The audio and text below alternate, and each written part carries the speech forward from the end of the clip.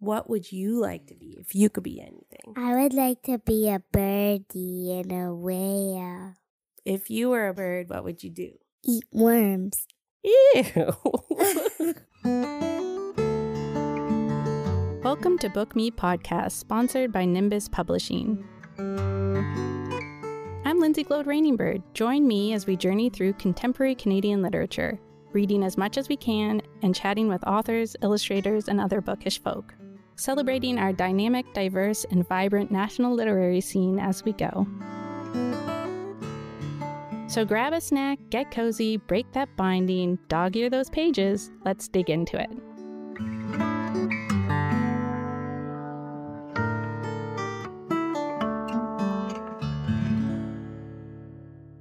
Today we're talking to Jennifer Britton, author of the sweet and melodic children's book, If You Could Be Anything. Gorgeously illustrated by Briana Corr Scott, this picture book asks children what they might dream of being if they could be anything at all, offering up classically Atlantic Canadian icons as inspiration like lupins, plovers, lighthouses, pilot whales, and sea glass. We'll chat about what inspired her, how she turned the book into a lullaby you'll hear at the end of this episode, and finally, she'll field some pressing questions from our mini bookworm Nina, who once again joins us mid-bedtime routine.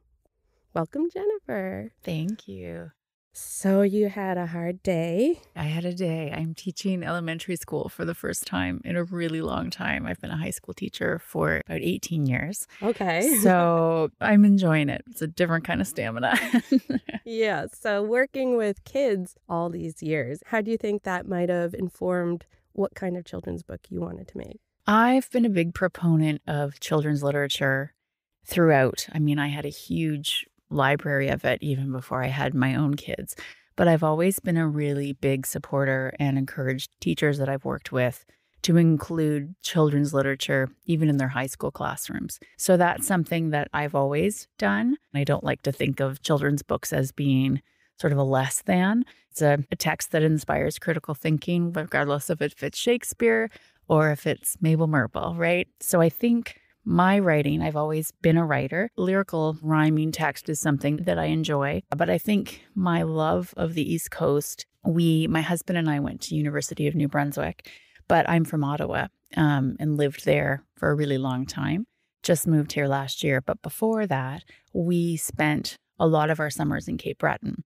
And eventually we just got tired of loving being there for a certain amount of time in the summer and then wishing we were there for the rest of the year. So we decided to make the leap. But I actually wrote the book when I still lived in Ottawa and was really longing to be here. So the first verse I wrote actually was the one about sea glass, which is probably the most personal because it was about me. If I could be sea glass and change over time from broken and sharp to soft and refined, I'd come from away and make this home mine. If I could be sea glass and change over time. So that was really, it's emotional for me. That was really a very personal, it's a love letter to Nova Scotia and Atlantic Canada. Yeah, it's a very touching kind of unexpected thing that you would find in the book. I like that you had that juxtaposition of animals, objects, and what they all can mean and how they make you see the world differently and stuff. I think so. A real sort of a motif throughout a lot of what I write is change. I didn't even really realize it until I stopped and looked and said, you know what? A lot of what I write is about change, and whether it's sort of overt change or inward change. For me, it came from just really loving what I was seeing and like physically wanting to change my own location and be somewhere that I just felt fed, like my soul felt fed being here. But I think children too, there's a lot of sort of thinking about change and, who am I? What is happening next? Maybe they're in primary and they're starting towards grade 1. Maybe they're in grade 5 and they're looking at, I have some of my old high school students have read it, and I mean, it resonates with them too. I'm a music teacher, but also a writing teacher. And one of the things I'm excited to do with this book is to not just do a reading or singing the song, but also a writing workshop. So I'm going to be doing some songwriting activities where we take that as a jumping off point. If you could be anything, what would you be? And then seeing what they might be. That's wonderful. That's fun. You're a musician, you say. So tell me a little bit about how you wrote this book and then created? Because you wrote the book first and then you decided this. Yeah. You tell the story. Yeah. Well, it's kind of funny because I am very much involved in music. I run in Ottawa. I ran West Carleton Glee Club, which was basically choir, but it was kind of for funky songs. And when I came here, I thought, oh, maybe I'll start that here. And I thought we'd get 20. I have 92 kids right now in St. Margaret's Bay Glee Club. So music is something that I'm always thinking in music. So I wrote this and I was sitting with my editor, Whitney, and we were looking at it and she said, this is a lullaby. She didn't know I was a musician at the time, not really. And I went, huh? And I went home and I just put something on the piano and sent her kind of a rough copy. And she was like, well, this is something. So yeah. So you can do that too. All right. It sort of came from that. And yeah, so I'm really happy about it. My friend Stacy did the supporting harmonies for it. And yeah, I'm really pleased with how it turned out. I sort of see it almost as a read aloud, like parents can read the book, or maybe if they want to sing it, they can sing it. But you can also sort of play it and then look at the story with your little one and sort of use that as a jumping off point. Yeah, I did that with my daughter. Right before I came here, I played her the song. Nice. And I was flipping the pages. She was ignoring me and just dancing, ballet dancing as they do through the kitchen, but she really liked the song. Nice, it was nice. Really cute. So what is different about writing a song versus writing a book for you? With this one, really not much. I mean, in terms of how you sort of choose the music that goes with it. When it's rhyming verse, it's kind of similar. If it's a song that you're writing for sort of this age group, the music kind of comes to me. I wish I could say, oh, well, I chose these chords. I honestly sit down at the piano and just sort of start playing stuff and something works or something doesn't. But in terms of writing, it really kind of depends on what I'm writing. I do a lot of work with teens on sort of social issues, whether it's stuff that they're going through or whether it's sort of a social injustice thing that they're writing sort of protest songs about and things like that. And so that writing, again, it kind of comes from the situation. With the various, I'm working on a book right now and I'm kind of trying to sort of stop myself from going back into that because I want to do something a bit different. But I kind of keep getting pulled back to thinking, well, maybe this is another song. I don't know. Yeah. Everything you put out, you'll just have a little song on the end tacked on. I'll be the new Sharon Lois and Bram, only there's just one of me. That's perfect though. We need that, right? Don't we?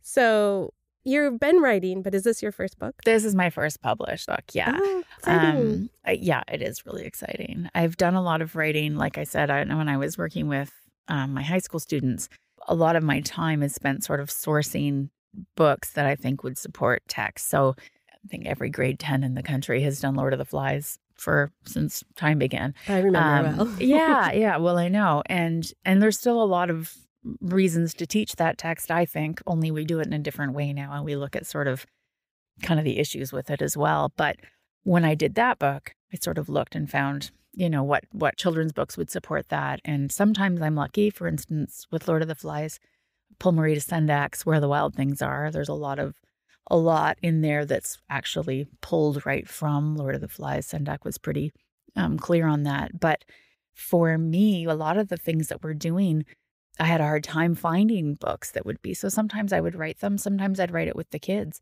So like the teens. So cool. So a lot of my writing was like that. It was interesting. I had some health issues that stopped me from teaching for a while. And the unbelievably talented Sherry Fitch has become a bit of a mentor of mine. And she knew that I wasn't well. And I was kind of stopped and thought, I don't know, am I going to be teaching anymore?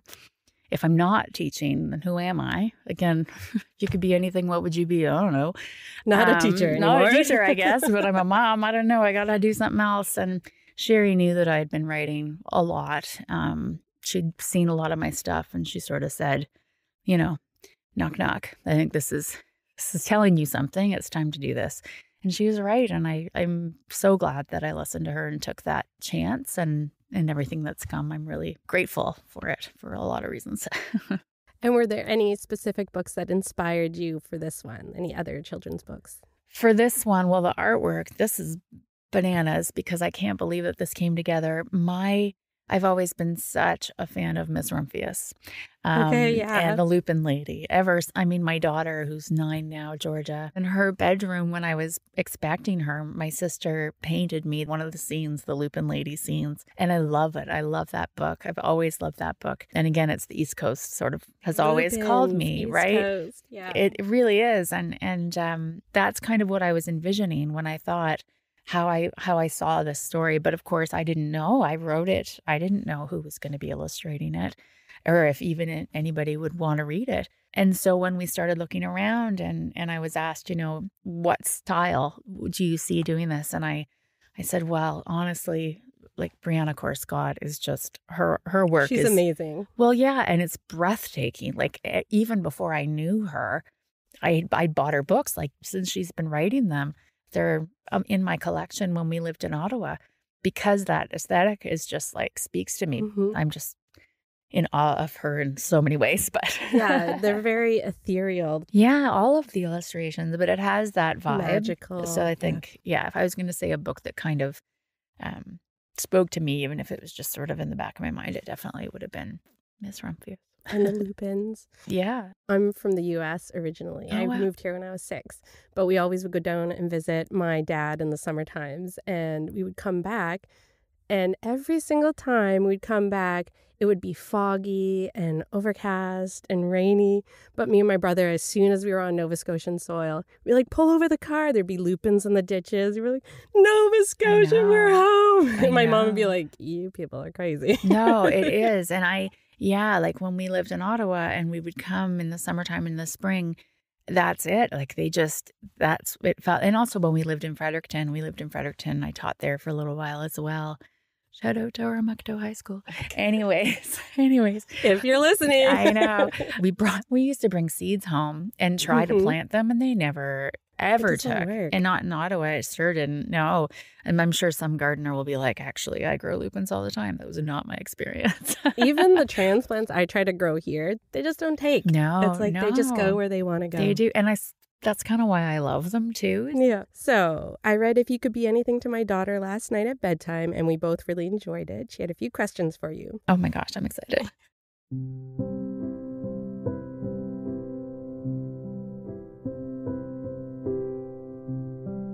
Today, my special guest, once again, is Nina. Hi, Nina. Hello. How are you this evening? Good. And did we just read the book, If You Could Be Anything? Yes. What did you think of the book? It was good how the book rhymes.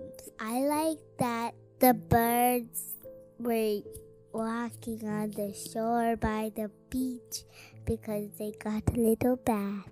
So, in the book, it says all sorts of things that you could be. What would you like to be if you could be anything? I would like to be a birdie and a whale. If you were a bird, what would you do? Eat worms. Ew.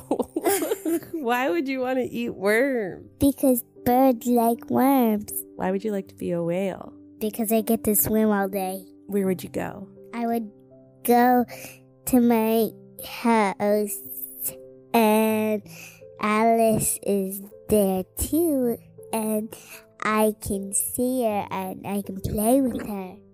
How would you go to your house? There's no water here. You're a whale. I just want to run and then pop up.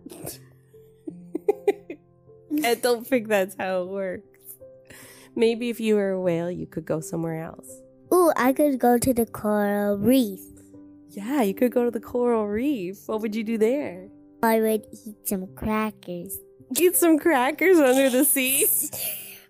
They're fish crackers. You'd eat some goldfish crackers under the sea? Yes. Okay. Do you have any questions for the author?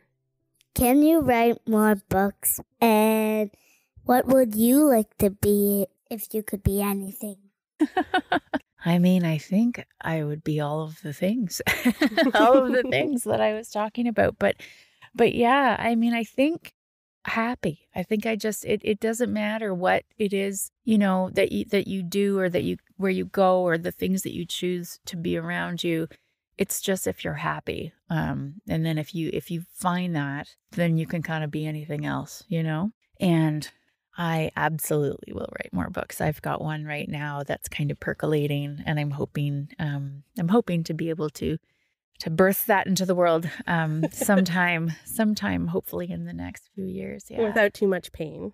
Without too much pain. Do you have any little hints you can give us? Yeah, well, I'll give you tiny theme. Yeah, so I like to think about sounds in a different way, and I encourage kids to as well, and also how music can speak to you and to help you through hard times and sort of finding it everywhere. And so the first part is there's a song in the water, and it's going to be looking at sort of the sounds that we hear around us in different places, the water and the sky and the city and different things. That's a great idea. Yeah. I love that. And then Nina also wanted to know more about the art, which I know you didn't do, but she wanted to know what you think about how colorful it is. And do you know how she got it to be so colorful? I know that Briana's process is very much her own. And that was the one sort of conversation that I didn't have with her, but my editor had that conversation with me and sort of how I'd envisioned it. And I had just said colorful, like just colorful. And she took it from there. It's been really cool to kind of see little reels that she does on Instagram, because she'll sort of give you a glimpse into it. And I was so thrilled that she actually gave me the painting of the cover. Oh, which the was original. like, yeah, so I'm having that framed. And where will that live? That is a really good question. We moved in like a year and a bit ago in my studio, my study. I have this blank wall that I couldn't figure out for the longest time, and there's nothing on it. And I was like, why can't I figure out where to put my artwork? And I'm like, that's why, because I've been waiting, not even knowing I'm waiting for this. So that's going to go right over my desk. And what's the last book you read that moved you? There's a really cool book that I'm actually thrilled I would love to share with you. It's by Margaret Holmes. It's called A Terrible Thing Happened. As a teacher, and I have friends who are counselors and psychologists and things like that, it can be really hard to find books that speak to kids who have an experience that's different than a lot of other kids. And so this is a book about trauma. And it's not a sad book. It's not a book that goes into anything specific. It's just called A Terrible Thing Happened. And it looks at a child who's having a hard time. And it just sort of looks at how they're feeling and the steps that they take and the people that they might work with and talk to. Anyways, it's beautiful. And I love that it is vague, so it can really speak to all sorts of types of trauma in a way that is age appropriate and supportive to kids. So yeah, I'm a real big fan in books that lift people up and helping kids be seen. So it's a picture book. It is a picture book. Yeah. It's for children. And I always hate to put an age on books because I love picture books and I'm 43, but it's one that I would use with 3 and 4-year-olds who maybe are learning to work with a therapist or somebody to sort of process, this is hard to talk about and that's okay. And I'd use it with my grade 11s. Like it's really, really, really cool book. People should check it out. Check it out. And is there anything else you're currently reading? I have 3 kids. And so I'm finding it's really hard to focus on things. I'm like such a reader. My whole moving here was nuts because my husband was like, we're not bringing any more books. But I can't let them go because what if somebody wanted to borrow something someday and I have to show them? And it's been interesting. This sort of season of my life has been difficult to focus. And I think because of all the change that's happening. And one thing that was super cool, I was feeling really stressed out about that. Again, it felt like this was a piece of me that I couldn't access, sort of like when I wasn't well and teaching. And Sherry Fitch, again, who said something really cool to me. She said, well, maybe it's that the universe is telling you need to not listen to other people's words right now because you need to focus on your own, which again was like, okay, I got to start writing. And she's right. But yeah, so that's my spiel. That's my spiel. I'm here to talk about Sherry Fitch and other people's books. One last little question I have is, in your Instagram bio, it says Stuart McLean thought you were smart, and I have to hear the story behind this. Thank you so much for asking that, because I don't get to talk about this nearly enough. Treasure. Speaking of using sort of unconventional texts when you're for other situations, he found out that I used his Dave Morley stories as part of my grade 11 English exam and my grade 12 sometimes. And he was like, hang on a minute. So his producer, Jess Milton, called me and said, listen, he wants you to come on the show on the Vinyl Cafe and give him an exam based on his own stories. Oh, this is so funny. So I gave him a test based on his own stories, like live on the Vinyl Cafe. And it was so cool because it was one of his last shows before he passed, which, again, I'm not going to be emotional about. But it aired as a 10-minute interview, but it was an hour and a half phone call. And we talked about sort of his process of how when he wrote, he didn't really mean for the theme to necessarily be this, which is right? One of the questions is based on, this book, discuss the theme or tell me about the tone and anyways. But he came to realize as we were talking that subconsciously he was writing about, one of the things he talked about was he was writing about the death of his father, and he was writing about moving on, and those themes, which in hindsight when I listen to it is hard because of course we lost him not soon after, but at the time had said that he wanted me to come back to talk about it more, and of course that didn't get to happen. But anyway, so that's like the highlight of my teaching career is that Stuart McLean thought that I had something to say. So he just touches so many people's lives. Like, my father listened to him all the time and he read all the books. And so whenever I think of Stuart McLean or listen to it, I always think of my dad, too. Absolutely. Thank you. Thank you. Coming on the show and being just so wonderful. And a special thanks to Nina for giving us a 6-year-old's perspective on what we're reading. So can you introduce the lullaby version of the book we'll be listening to? Okay. So this is the version of the book called If You Could Be Anything. You can find the song by a little QR code on one of the first pages. And I hope that you'll listen to it as you read the story. It's really special to me. It really tells the story, I believe, the music as well as the words. So I hope that people listen to it and that they enjoy it. If You Could Be Anything by Jennifer Britton with art by Briana Corr Scott is available everywhere books are sold.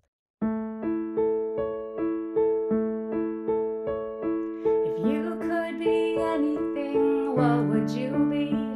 I'd be a tall ship racing fast on the seas. I'd fill up my sail with a salty, cool breeze. If I could be anything, if it were up to me,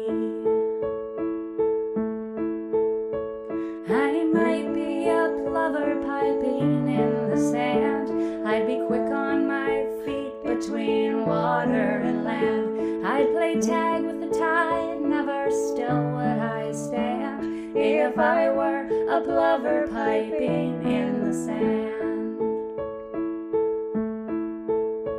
If I were a pilot whale, sleek, strong and gray, I would live with my family, we'd swim through the waves. We'd flip up our tail flukes and splash round the bay. If I were a pilot whale, sleek, strong and gray, I might be a lighthouse that shines in one height. I'd bring sailors home safely, they'd follow my light. I would guide them through storms, I'd be blinking and bright. If I were a lighthouse that shines in the night. And thank you for listening and hanging out with us. Join me next time on this book lover's journey as we try to read more, read Canadian, read local. You know, all the good things. Having come from away, I will make this home mine. If I could be sea glass and change over time, I might be a lupin that grows from the ground.